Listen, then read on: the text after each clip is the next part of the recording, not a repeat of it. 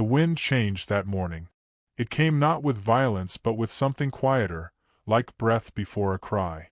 Lawson stood at the edge of her porch, axe in hand, sweat lining the hollow of her back, watching the dust trail stretch down the canyon road.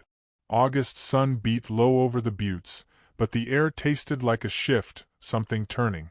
She felt it in the way the crows hushed all at once, in the hush that moved beneath her ribs. When the knock came, it wasn't hurried. Just 3 slow thuds, measured and wide apart like a man who'd never needed to ask for anything twice. She opened the door without flinching. Standing before her was a giant of a man, all shadow and height, the light behind him catching on the frayed edge of a broad Stetson held respectfully in one hand. His shirt was dust-streaked, the sleeves rolled to his elbows. He had the look of someone shaped by land and long road. A man with a silence too deep to be mistaken for shyness. "I was told you need a worker," he said. His voice didn't rise or fall, it landed.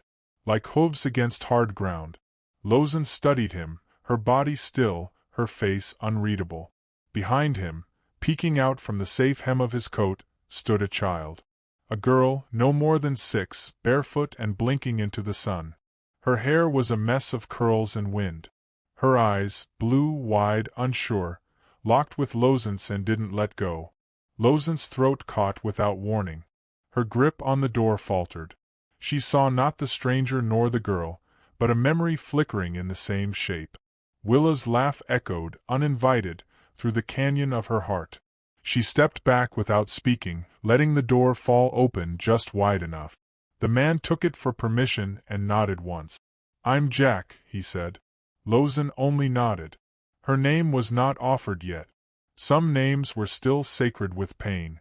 He didn't ask for more. Just led the girl in with a gentle hand resting on her shoulder, protective but never tight.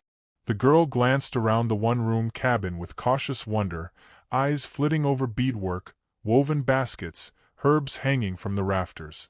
She paused at the hearth, where a pair of tiny, worn moccasins still sat like forgotten birds.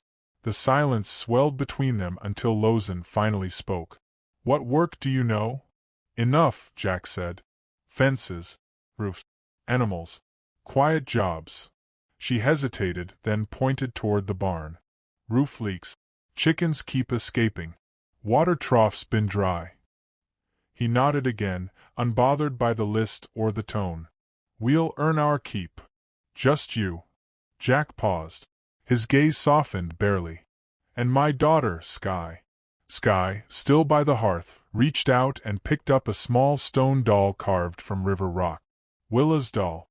She was lonely," the girl said. Lawson froze. The voice was different, lighter. But the words were the same Willa had once said about a found rabbit. She took a step forward before she knew it, plucked the doll from the girl's hands, too roughly. "That's not a toy." Sky blinked. But instead of fear, there was a strange kind of understanding in her little face. A quiet, unlearned grace. She nodded and backed away. Jack watched without interfering.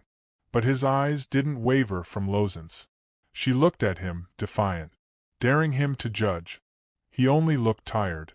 Not from her, just from the world. That night, he slept in the barn, Sky wrapped in an old blanket beside him. Lawson lay inside, her hands clutched tight to the doll, the walls creaking with memories too thick to breathe. In the morning, the repairs began. Jack worked with the silence of a man who'd learned long ago that noise was wasted energy. He swung a hammer like he meant it, never once looking up for praise. Lawson didn't offer any. But she noticed his cuts were straight.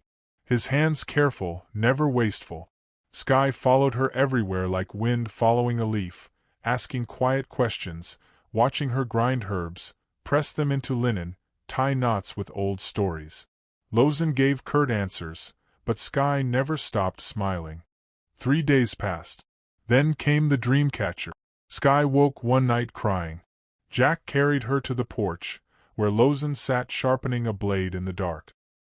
His voice was barely a whisper. "She has bad dreams," he said. "Ever since her mama." He didn't finish. He didn't need to. Lawson knew the shape of missing. Without a word, she reached for her basket, pulled out sinew, willow, feather, turquoise bead. She tied the loop while Skye watched. "Hang this above where she sleeps," she murmured. "Tell her it listens." Jack didn't say thank you. He only looked at her like she'd done something holy. And in the strange hush of that night, Lawson felt something small shift inside her, like the first cracking of ice before spring. But town was watching. The following week, Jack rode into Hollow Ridge for nails and feed. He returned with a look on his face like someone had walked on his grave. He didn't speak of it, but the way his shoulders hung lower told her everything. Lawson could guess what they'd said. A red woman taking in a white man. A child with a dead mother sleeping under a widow's roof. There were always names for people who didn't know their place. At dinner, Jack ate little. Skye curled beside the fire, humming something broken. "You should go," Lawson said suddenly, her voice sharp, cutting her own ribs. Jack looked up. "You don't want us here." Lawson shook her head, jaw clenched. "They won't let this be quiet." He leaned forward. "I don't care about them." "I do," she snapped. "I've lost enough."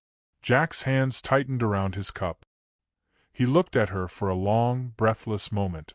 Then he stood. "We'll be gone by sunrise." He turned. But Skye was already gone. The door hung open. Her shoes were still by the hearth.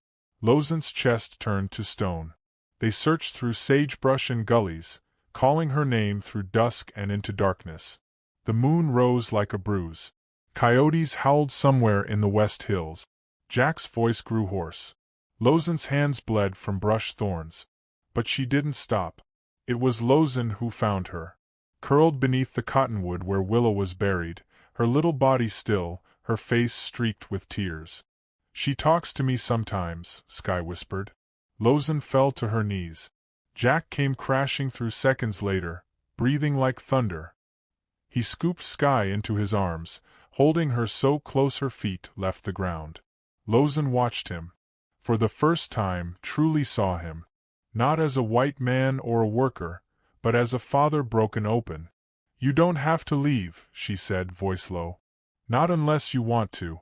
He turned toward her, his face unreadable, his arms still holding Skye. Then he nodded. "No more than that." But it was enough.